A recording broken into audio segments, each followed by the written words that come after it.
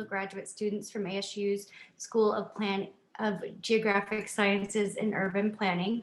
We are second-year students enrolled in the Masters of Urban and Environmental Planning program, and this planning workshop serves as our culminating experience. It has given us the opportunity to collaborate with the City of Peoria on a real-world problem. For this capstone project, we have been working with their planning and zoning department to research the opportunities and constraints associated with ADU policies and explore the role they could play in meeting Peoria's housing needs. I'd like to start off today with a brief explanation of what we define as an ADU for this project. ADU stands for accessory dwelling unit, which is essentially a secondary dwelling with individual living facilities such as a kitchen, bathroom, and other facilities in a relatively small, fully amenitized unit. ADUs are typically additional structures or transformed spaces within a single family home or lot. They may be more commonly referred to as granny flats, in-law houses, backyard cottages, or guest homes. They are commonly used for multi-generational housing, rental income, and to accommodate guests. The goal of this project is to provide the City of Peoria with a report outlining ADU policy best practices and assessing the ADU opportunities within the city. Before we get into our research, I'd like to give you a brief overview of the different components of this project. Our research is comprised of 6 components, including a community profile of Peoria, background research, stakeholder engagement, and peer city case studies. The resulting synthesis of these components will be delivered in a final report offering recommendations for ADU policy in Peoria.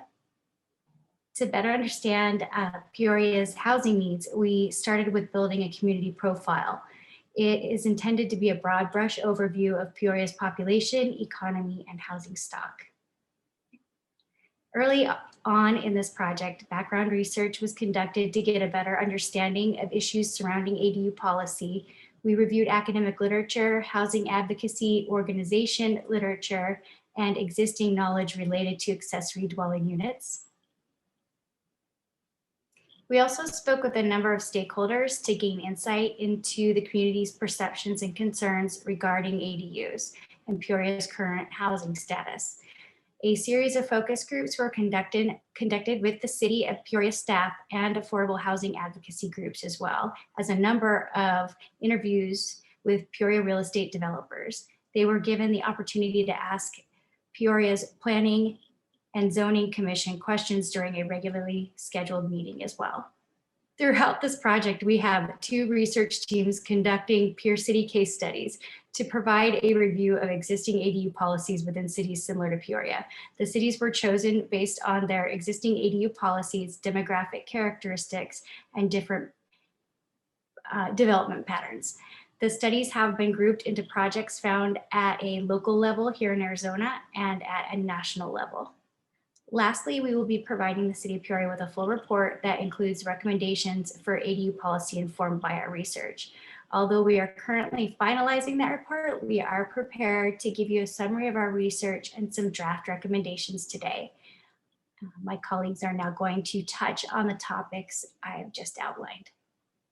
Thank you, Leslie. Hello, everyone. My name is Nick Schlimm, and I'll be discussing the stakeholder engagement portion of our research. So for this section, we consulted with several stakeholders from diverse backgrounds whom we believed could provide us with some valuable insights regarding the current state of housing in Peoria, as well as their current perceptions of ADUs and whether they think they would be a feasible solution for the city's housing issues. Our ultimate goal for this section was to analyze their perspectives in order to guide our recommendations for implementing ADUs in the city. We conducted 3 focus groups, one with City of Peoria staff, one with officials from the Peoria City Manager's Office, and another with representatives from various affordable housing advocacy groups who work within the Valley. Some of our team members also attended the Peoria Planning and Zoning Commission meeting on March 18th to gauge their insights. Additionally, we conducted interviews with representatives from 5 individual real estate developers who work in Peoria and are therefore familiar with its current housing conditions. Next slide, please.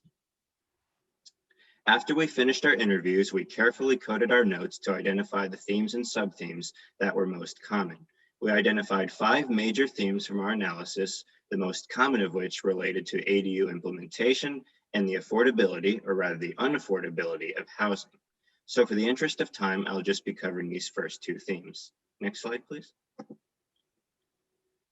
Within the ADU implementation theme, the concern that came up the most had to do with whether ADUs would be used as short-term or long-term rentals. Since one of the objectives of this project is to increase affordable housing options in Peoria, it's important to be aware that homeowners may lease any extra space they have as short-term rentals instead of long-term rentals, think Airbnb. Should this occur, and it occasionally does, all the ADUs in the world will do nothing to improve the affordable housing issue if they're not going to be offered as homes to local residents. For this reason, it's necessary that the intended purpose and allowable uses of ADUs are baked into the city code. Recommendations for community outreach or education campaigns to build support for ADUs from the neighborhood level are also very important. Any city codes that broaden the uses allowed on a property will be useless if the HOA or neighbors oppose the cause. This also touches on development timing, wherein it's more expensive and difficult to add ADUs to a neighborhood after it's already been built and has established a character than it is to include them from the onset, which allows the developer to market the neighborhood as a place where ADUs are welcome. Additionally, establishing clear and substantive guidelines will enable developers who wish to include ADUs as part of their product line, as well as homeowners who wish to add them to their lots, to understand what the requirements are so that they can get the ball rolling and break ground sooner. Other input we received pertained to the need to evaluate and coordinate the additional infrastructure requirements for successful development, including electrical meters, waste collection, water and gas connections, and the like.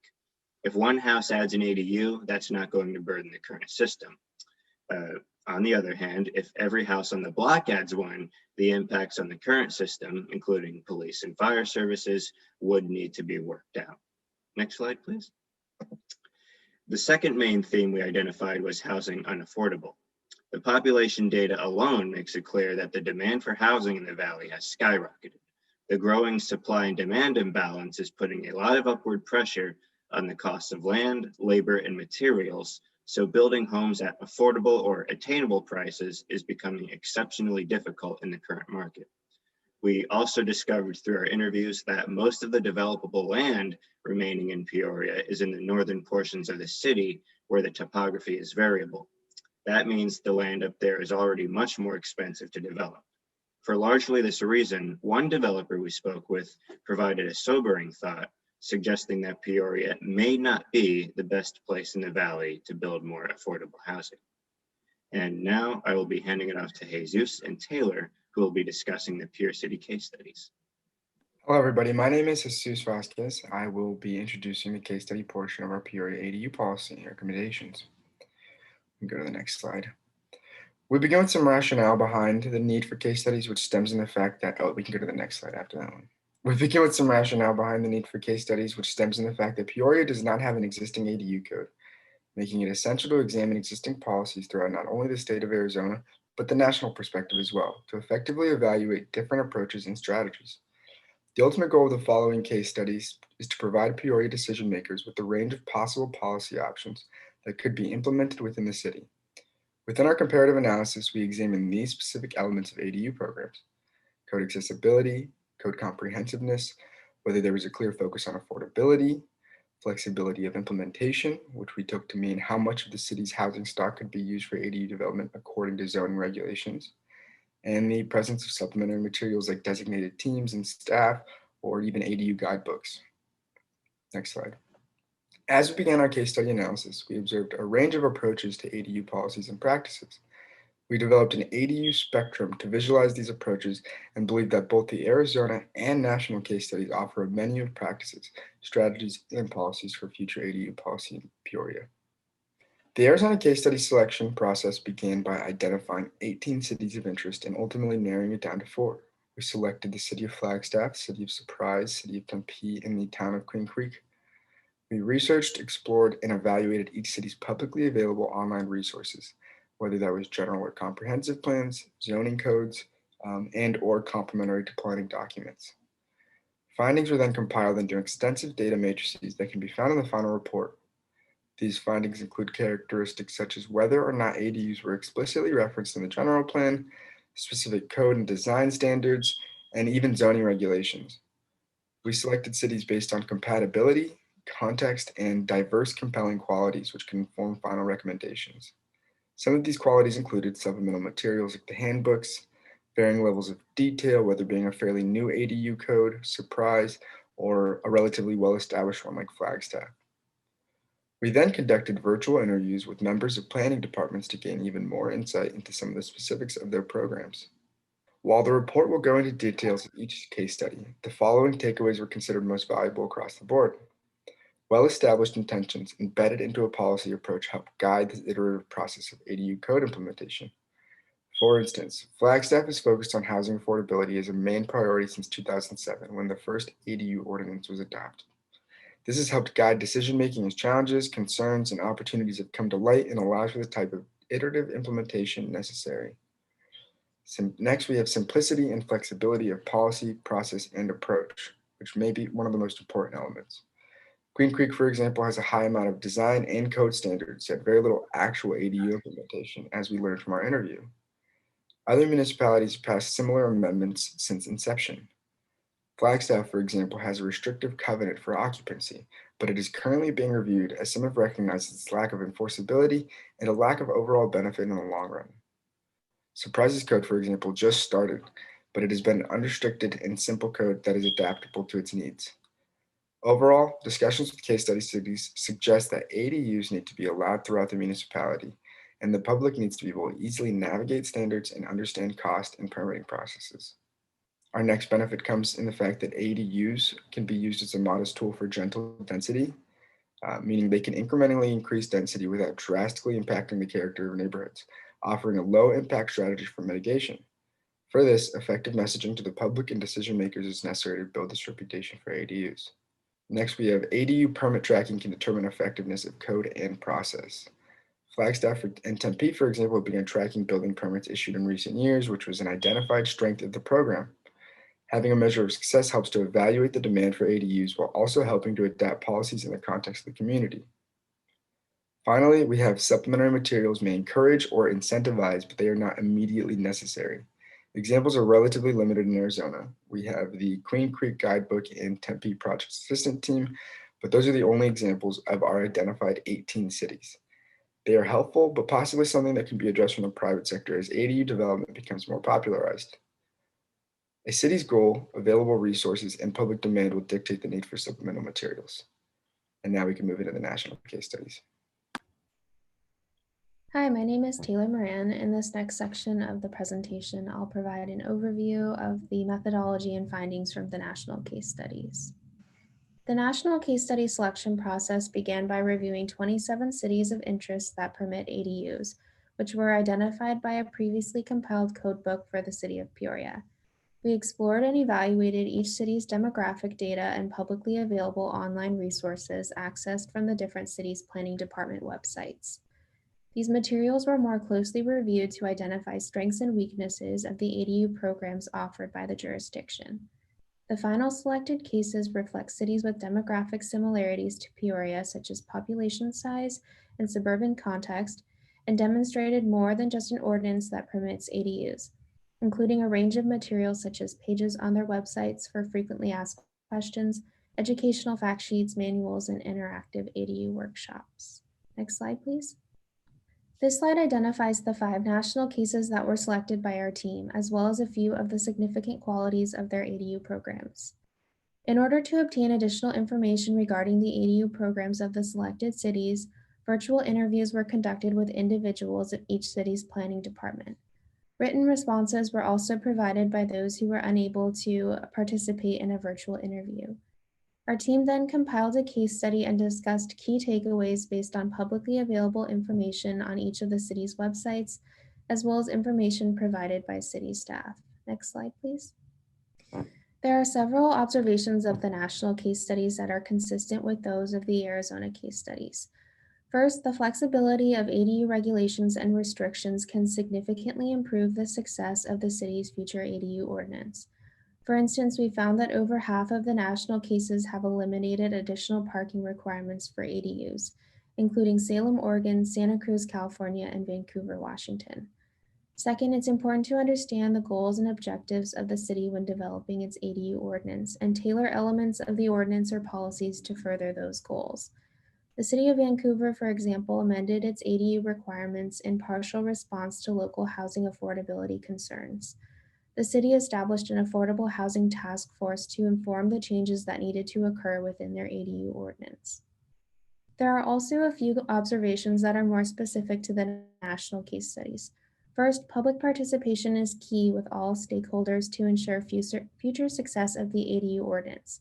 This includes emphasizing the importance of education and awareness of ADUs within the community, while also realizing that implementation of the ordinance is a long-term play, which may require future revisions or changes based on initial receptions or changes in demand for ADUs.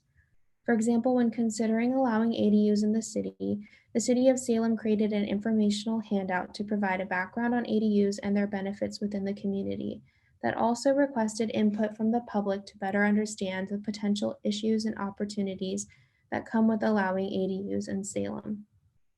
Finally, and most importantly, with respect to the national case studies, additional resources and summarization materials beyond the basic ADU ordinance may better assist residents who desire to build an ADU, which in turn improves the likelihood that ADUs may be built within the community. However, we found the detail of these supplementary materials reflect the age of the ordinance or the demand for ADUs within each of these cities. For example, the City of Vancouver has considered developing pre-approved ADU plans as part of their future for their ADU program. However, it was determined that the demand for ADUs does not currently support the resources needed to prepare such materials. Next, Anthony will cover the current recommendations that have resulted from our initial research that we've just covered. Thank you, Taylor. My name is Anthony Rios-Garola, and I will finish up today's presentation with our draft recommendations. While there were many finer details that will be in the final report, I will now highlight some of the main points from our research. First, I'll walk through some of the best practices we identified and end with some things that Peoria should consider moving forward. Next slide. The first best practice we identified while reviewing case studies of ADU policies is that the development of an ADU code is an iterative process. So in crafting a policy, it's important to understand that it will take time to create one that works well for Peoria, so expectations must be managed. Regular evaluation of the program is necessary to understand limitations, but also gain insight and opportunities for improvement. Santa Cruz's program has been in place for decades and is still being monitored for any necessary adjustments. Flagstaff, a newer program, showed a similar pattern. Next, in putting in place an ADU code, simple and straightforward verbiage can help enable ADU production. Simplicity can also mean the code is flexible, which is also key to promoting ADUs. Next, ADU permitting should also be built into existing processes. By streamlining this process, reduced costs and complexity can lead to more ADUs in future developments. Next slide. Next, as planners are well aware, community outreach is crucial to making any project successful. The case study examples and remarks from our focus groups stress the importance of this when pursuing an ADU policy. It's a chance to educate the public about the benefits of ADUs and a good time to clear up some of the misconceptions that may arise. Officials can also use this time to gain an understanding of the needs and perceptions of communities regarding ADUs. The last best practice we identified is that supplementary resources such as guidebooks and dedicated staff are secondary priorities to a straightforward code. If the code itself is difficult to navigate, this itself will be a large barrier to ADU production. Next slide.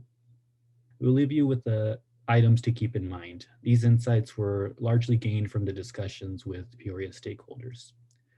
First, housing advocates stress the importance of identifying the primary goal of an ADU policy first. Is it affordable housing, multi-generational housing? Whatever the intent is, it must be baked in at the beginning. The precise language used in the code will need to reflect that intent. And as mentioned earlier, and I'll reiterate, short-term rentals were a major concern among stakeholders in Peoria. The key concern was whether they would actually add to the housing supply or just become another Airbnb posting. And the next point is that ADUs as a strategy for affordable housing may be limited in Peoria. Some of the unique characteristics the city has inherited make ADUs less feasible. Steep topography in northern Peoria poses prohibitive costs to development in general, so any new builds will likely be on the higher end of the market. And flatter regions in southern Peoria tend to have smaller lots, which is also less conducive to ADUs. Next slide.